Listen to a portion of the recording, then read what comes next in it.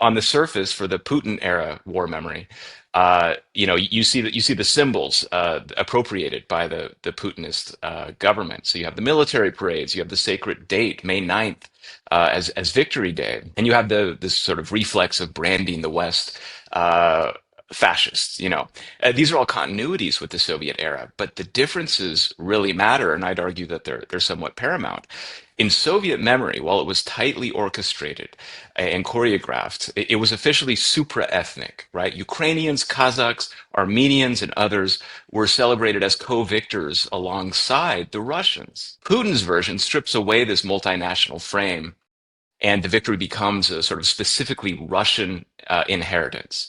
And the heroism of former Soviet peoples, it's acknowledged only when it can be folded into a larger Russian story, or in the case of Ukraine, recast in sort of collaborationist, nefarious terms. In short, the myth is kind of rooted in genuine sacrifice.